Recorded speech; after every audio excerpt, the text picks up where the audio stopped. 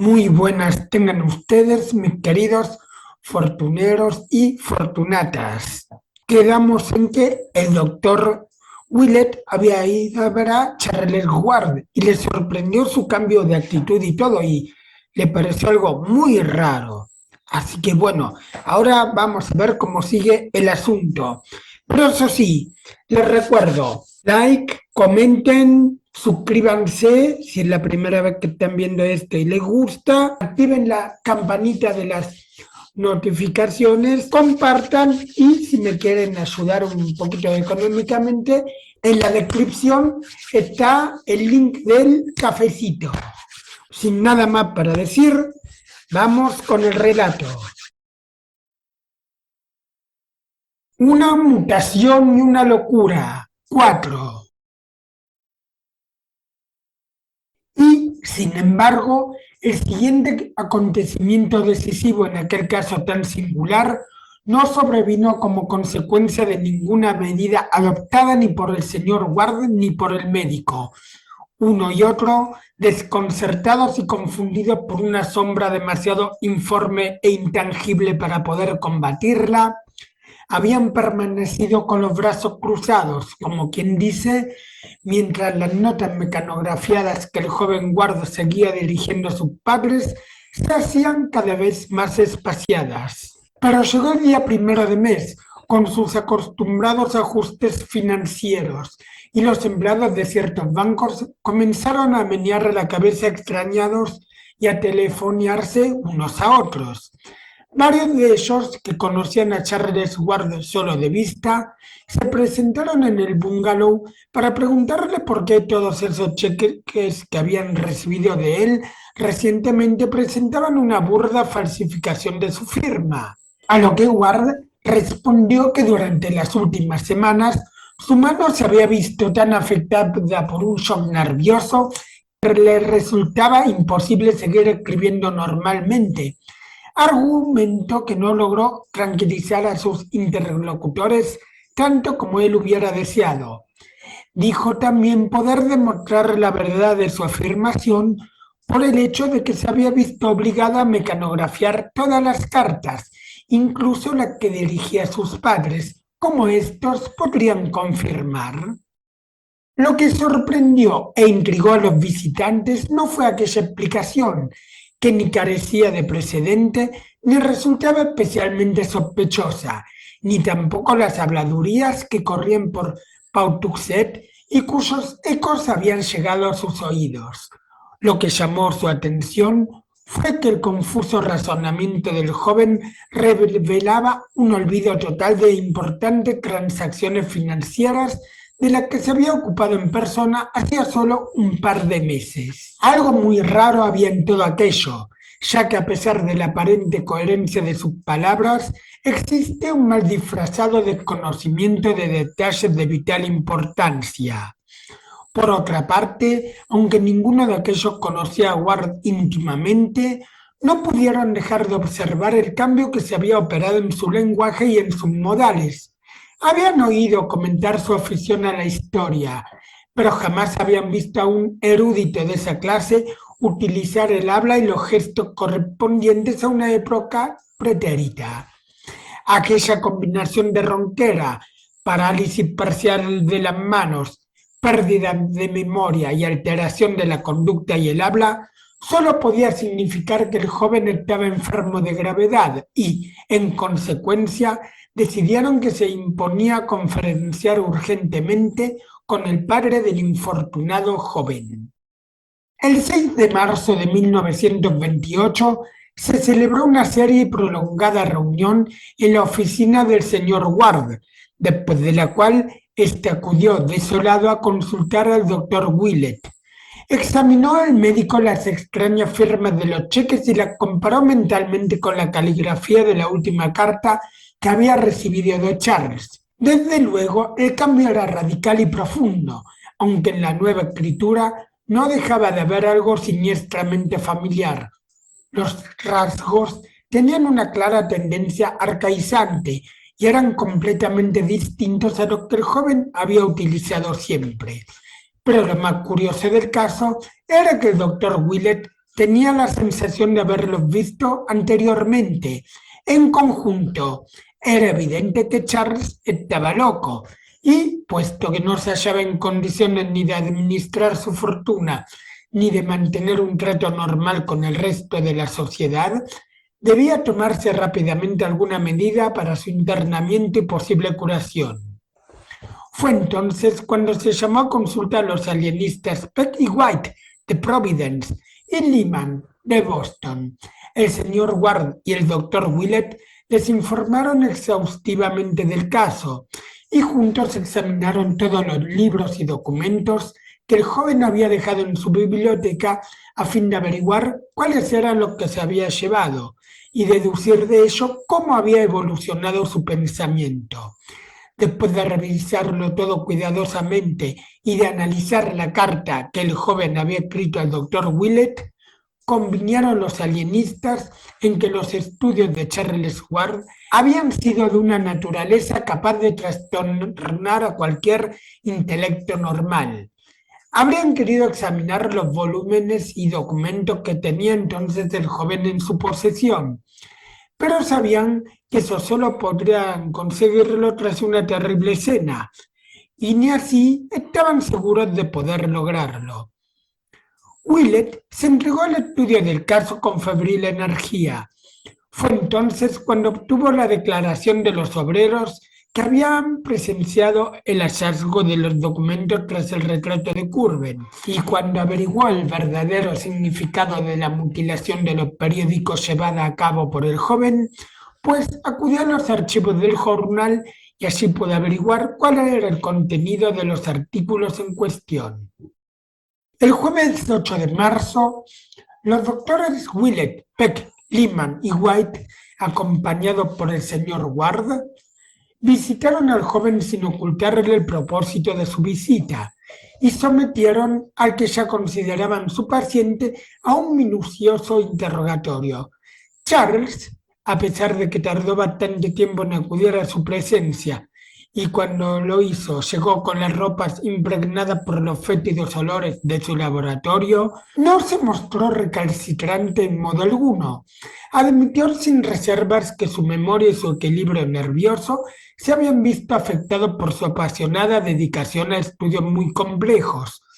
No ofreció resistencia cuando los visitantes insistieron en que debía cambiar de alojamiento y, aparte de la pérdida de la memoria, manifestó un alto grado de inteligencia.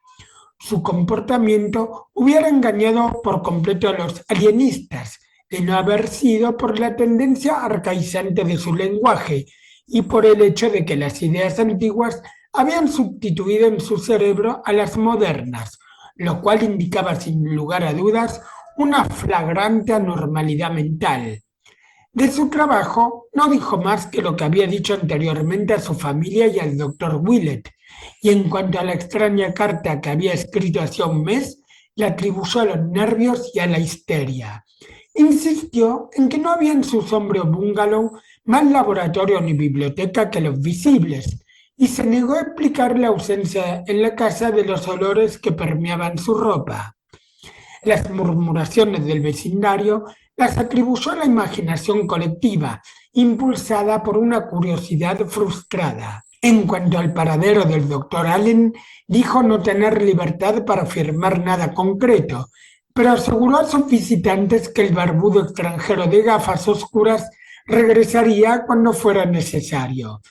Al despedir al estólido mulato, el cual resistió sin parpadear el interrogatorio a que le sometieron los visitantes, y al cerrar el bungalow, que parecía albergar oscuros secretos, Ward no manifestó el menor nerviosismo, aparte de una tendencia apenas perceptible a detenerse a escuchar, como si tratara de percibir algún sonido muy débil.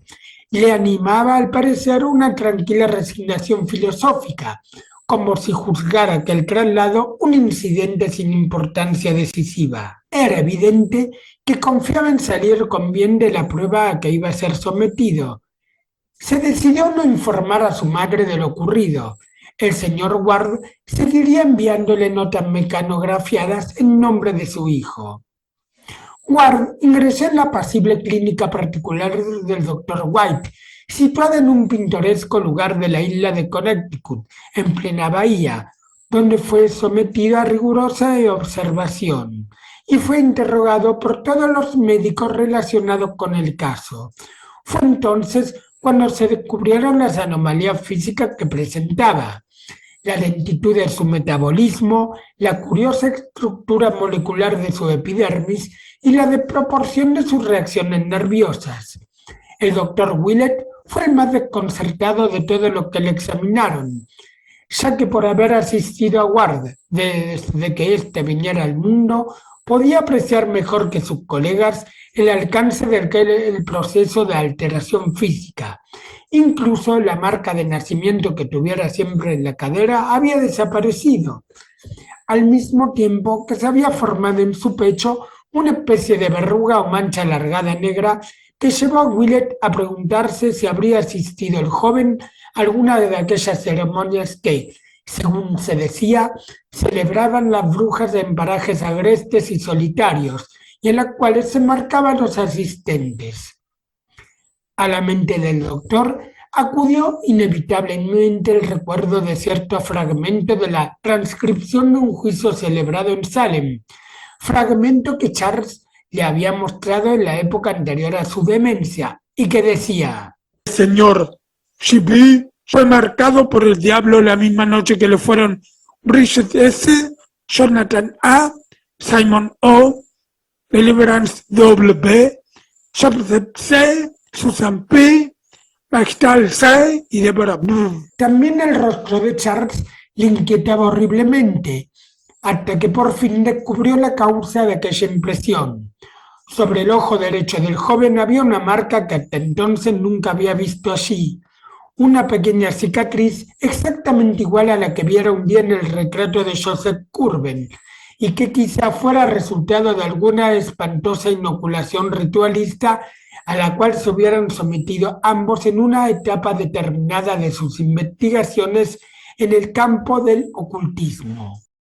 Mientras Willett intrigaba de esta forma a todos los médicos del hospital, se seguía manteniendo una estrecha vigilancia sobre la correspondencia dirigida al paciente o al doctor Allen, correspondencia que se entregaba religiosamente al señor Ward. Willett había predicho que aquella vigilancia resultaría inútil, porque lo más probable era que cualquier información vital que alguien quisiera transmitir a cualquiera de los dos habría de llegar por medio de un mensajero. Pero lo cierto es que a finales de marzo llegó una carta de Praga dirigida al doctor Allen, que dio mucho que pensar al doctor y al padre de Charles. La caligrafía era muy arcaica, y aunque evidentemente la misiva no había sido escrita por un extranjero, no estaba tampoco redactada en inglés moderno. Decía: Kleinstrasse 11, Allstadt, Praga, 11 de febrero de 1928. Hermanen al Museum. En este día recibo noticia de lo que se elevó de las sales que envía su merced. No era ese el resultado que esperaba, de lo cual se deduce que las lápidas habían sido cambiadas cuando Barnabas envió el espécimen. Ocurre esto a menudo, como sabrá su merced por lo ocurrido con el hallado en la Capilla Real en 1769 y en el Cementerio Viejo en 1960. Cosa muy semejante ocurrióme en Egipto 75 años ha, de lo cual me vino la cicatriz que viera el muchacho en 1924. Encarezco de nuevo a su merced lo que le aconsejé tiempo ha, que ejercite gran cautela y no llame a su presencia, ni a partir de las sales, ni de más allá de las esferas, a nadie que no pueda hacer desaparecer. Tenga siempre su merced preparada la invocación necesaria para ello, y nunca confía estar bien seguro de quién ha requerido a su presencia. Cambiadas suelen estar las lápidas de 9 de cada 10 tumbas, y conveniente de confiar hasta que se ha empezado a interrogar. Igualmente en el día de hoy recibí noticia de H., quien se ha visto en grandes dificultades por los soldados. Laméntase de que Transilvania haya pasado a manos de Rumania y trasladaríase a otro lugar si no abundara tanto su castillo en lo que ya sabemos. No tardará en recibir noticias suyas. Envía a su merced algo encontrado en una tumba de Oriente y que habrá de complacerle gran manera. Y reitero mi deseo de disponer de BF, si puede procurármelo. Conoce a G en Filadelfia mejor que yo. Utilícelo primero si así lo desea, pero no hasta tal punto que provoque su enojo, pues finalmente habré de interrogarle yo también. Soxogot de Bluffsin, Simon O. J.C. Providence. El señor Ward y el doctor Willett quedaron profundamente desconcertados ante la increíble muestra de locura que constituía aquella carta. Solo por grados consiguieron asimilar su posible significado, de modo que había sido el doctor Allen y no Charles el cerebro dominante en Pawtuxet. Eso podría explicar la angustiada referencia a Allen en la última carta que escribiera el joven, pero ¿qué pensar en cuanto al hecho de que la carta fuera dirigida a J.C.? Solo cabía hacer una deducción, pero hasta las monstruosidades tienen un límite. ¿Quién sería Simón O., el anciano a quien Charles había visitado en Praga 4 años antes? Tal vez, pero evidentemente había existido siglos antes otro Simón O., Simón Horn, por otro nombre Jedediah de Salem, desaparecido en 1771, y cuya peculiar caligrafía acababa de reconocer en la misiva el doctor Willett, gracias a la copia de las fórmulas de Horn que Charles le había mostrado en cierta ocasión. ¡Qué horrores y misterios, qué contradicciones y violaciones de las leyes de la naturaleza habían vuelto después de siglo y medio a turbar la paz de la antigua Providence, dormida entre torres y chapiteles! El padre y el anciano médico, sin saber qué hacer ni qué pensar, fueron a visitar a Charles al hospital y le interrogaron con la mayor delicadeza posible acerca del doctor Allen, de su viaje a Praga y de lo que sabía sobre Simón O. Jedediah Horn de Salem. El joven respondió cortésmente a todas sus preguntas, sin comprometerse, limitándose a decir con un ronco susurro que había descubierto que el doctor Allen poseía extraordinarias dotes para ponerse en contacto con los espíritus del pasado y que suponía que quienquiera que fuese su corresponsal de Praga debía poseer las mismas dotes. Al salir de la clínica, el doctor Willett y el señor Ward cayeron en la cuenta de que los interrogados habían sido ellos en realidad, ya que sin revelar nada especial acerca de sí mismo, el joven les había sonsacado hábilmente acerca del contenido de la carta procedente de Praga. Los doctores Speck, White y Lehman, por su parte, se mostraron muy poco inclinados a conceder importancia a la extraña correspondencia que mantenía el compañero del joven Ward. Sabían de la tendencia propia de excéntricos y monomaníacos a relacionarse entre sí, y creyeron sencillamente que Charles o Allen habían trabado amistad con algún loco expatriado, un individuo que probablemente había tenido ocasión de ver la caligrafía de Horn y la imitaba con el fin de hacerse pasar por reencarnación de aquel misterioso personaje. Quizás el doctor Allen fuera un caso similar y hubiera logrado convencer al joven de que se había reencarnado en él el espíritu de su antepasado Joseph Curwen. No era la primera vez que ocurrían cosas semejantes y, basándose en estos antecedentes, descartaron los testarudos doctores la creciente inquietud del doctor Willett con respecto a la escritura de su paciente, pues creía el buen médico haber hallado al fin la explicación de la extraña familiaridad que encontraba en aquella escritura y que no se debía a otra cosa que la semejanza que guardaba con la caligrafía del propio Curwen. Consideraron los alienistas aquella semejanza como propia de una fase imitativa característica del tipo de manía que padecía el joven, y se negaron a concederle importancia, ni en sentido positivo ni afirmativo.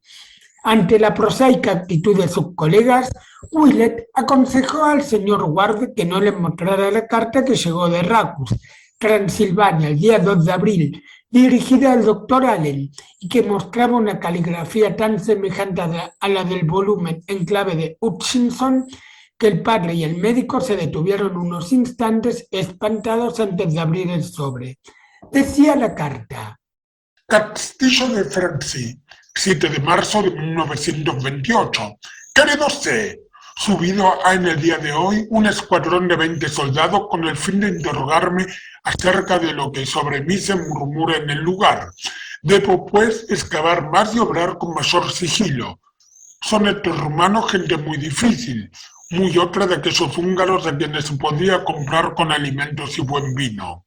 Envióme M. hará un mes el sarcófago de las 5 esfinges de la Acrópolis, y por 3 veces he hablado con lo que en él estaba inhumado. Tan luego como acabe, lo enviaré a Praga, a S.O., quien lo remitirá a su merced. Mostróse testarudo, pero ya sabemos cómo tratar a los que tal naturaleza manifiestan. Juzgo prudente en extremo su decisión de no conservar tantos custodios como puedan ser hallados en caso de dificultad, como bien recordará su merced por propia experiencia. Podrá así trasladarse a otro emplazamiento con más facilidad, aunque hago votos porque no se vea en tal necesidad. Mucho me alegra de que no trafique tanto su merced con los del exterior, pues hay en ello peligro de muerte, y no hemos olvidado lo que ocurrió cuando pidió protección a quien no quiso dársela.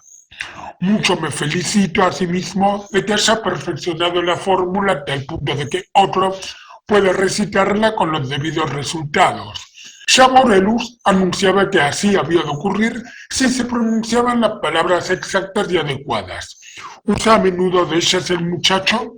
Mucho lamento que manifieste tantos escrúpulos, como ya me temí cuando le tuve aquí en mi compañía, pero confío en que su merced sabrá aplacarle, sino con invocaciones que solo sirven para reducir a aquellos que de las sales se elevan, sí con mano fuerte, cuchillo y pistola.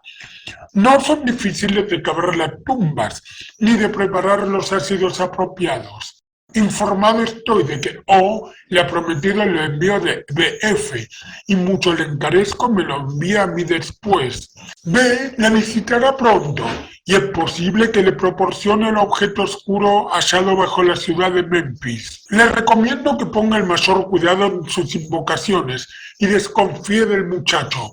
No pasará un año antes de que podamos convocar a las legiones inferiores, y entonces nuestro poder no tendrá límite. Ruégole que deposite en mí su confianza, y recuerde que O y yo hemos dispuesto de 150 años más que su merced para estudiar esas materias. Neprucanai Hadot, E.H. J. Curben, Providence. Pero si Willett y Ward se obtuvieron de mostrar aquella carta a los alienistas, no por eso dejaron de actuar por su cuenta. Ni el más sabio y erudito de los mortales podía negar que el barbudo Dr. Allen, el cual había descrito Charles en su frenética carta como una monstruosa amenaza, se hallaba en estrecho contacto con 2 seres inexplicables, a los cuales había visitado Ward en el curso de sus viajes, y que decían ser antiguos colegas de Curben en Salem o reencarnaciones de ellos, que el Dr. Allen se consideraba reencarnación del propio Joseph Curben y que albergaba siniestros propósitos con respecto a un muchacho, que no podía ser otro que Charles Ward. Aquello era una pesadilla cuidadosamente planeada, y, al margen de quien fuera responsable de ella, lo cierto es que Allen llevaba ahora la batuta. En consecuencia, y tras dar gracias al cielo por el hecho de que Charles se hallara a salvo en la clínica, el señor Ward se apresuró a contratar a unos nuevos detectives para que averiguaran todo lo que pudieran acerca del barbudo doctor, en especial cuál era su procedencia, qué se sabía de él en Pawtuxet y, a ser posible, su actual paradero. Les entregó la llave del bungalow que Charles les había dado al ingresar en la clínica y les encargó que registraran minuciosamente la habitación de Allen, la cual le había señalado su hijo cuando fueron a recoger sus objetos personales.